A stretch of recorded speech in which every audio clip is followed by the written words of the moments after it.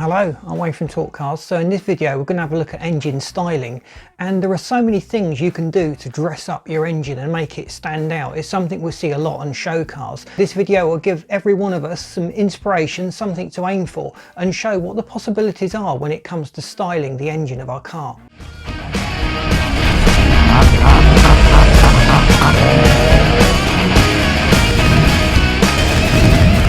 Welcome to our special feature on engine dress-up kits. It's not purely cosmetic. A lot of the components that you use dressing up an engine can actually have a performance advantage. So as we go through this feature, we're going to discuss that. Stay tuned to the end because we've got some of our favourite show-stopping engines to give you some inspiration for your projects.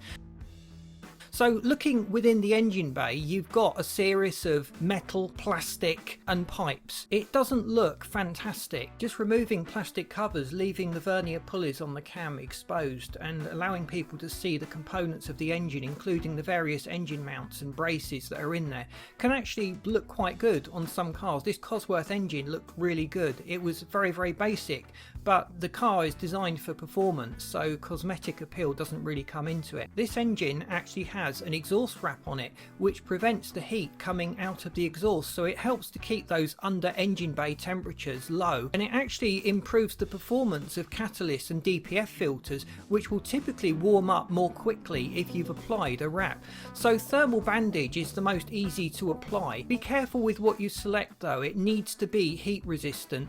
A conventional bandage made of cloth would quite quickly combust and burn. You can also get engine covers that are made from carbon fibre, and getting a nice set to cover up the suspension mounts, the engine, the intake box, the fuse covers and various other areas of the engine can actually very simply improve the look and feel of the engine. Getting covers on the turbos is another hot component, and that looks really nice. This VXR engine looked fantastic. They've taken a red theme, and we've seen the red theme spilling over into lots of other cars at various shows. This Nissan engine, no expense has been spared. The strut brace, the engine cover and the pipes have all been colour coded and colour matched to blend in with the actual colour of the car, and it really does dress up a rather boring engine bay and gives you something special to look at. Another benefit of silicone pipes is they last a lot longer than the conventional rubber ones. On the intakes and the turbochargers, they're operating at a lot of pressure, and splits on the rubber hoses can cause all sorts of problems that can be very hard to track down. So just upgrading to silicone hoses can actually have a dramatic performance benefit to most cars, particularly on the turbo models. We tend to find that silicone hoses last much longer than rubber hoses, and they certainly look nicer. You can get most colours, but buy the set from the same manufacturer because there's actually a lot of variation in the various colours offered.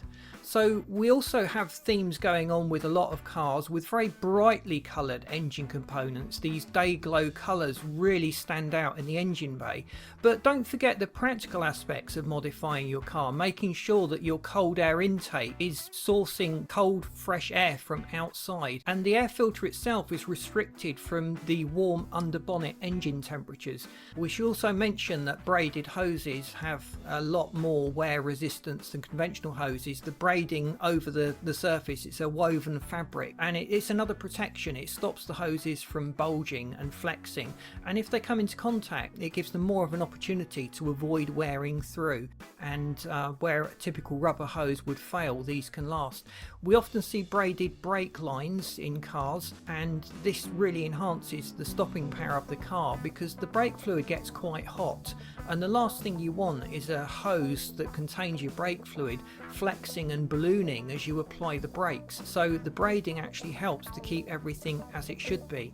This BMW engine has got a lovely yellow theme going on. It's very much like a minion, and I think it really looks nice on this car and makes it look absolutely fantastic, tying it in with the colour of the bodywork of the car. So it certainly looks like something quite mean and moody. So the RX-8 has quite a revolutionary rotary engine, and this engine cover, from what I can make out, it's been painted with some sort of spray paint, and it really does look fantastic. It's not just an engine cover, it's got a steampunk theme going on there, and really gives you something to focus on and look at in what otherwise would be a rather dull, boring engine bay.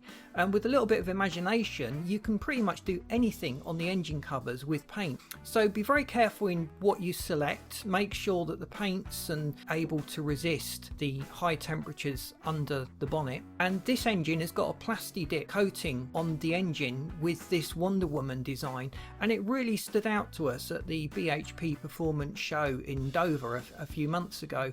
And we just put it here at the end because it really is inspirational. They've not just done the engine cover, they've done the air filter cover and also the fuse box cover. So you could keep your car looking quite ordinary and sleeper-like from the outside, but as soon as you open the engine bay, you know that someone has paid a lot of attention to the tiny details within the engine. So we really hope this video has been inspirational to you. We look forward to seeing your engine bay projects and what you do to dress up your engine.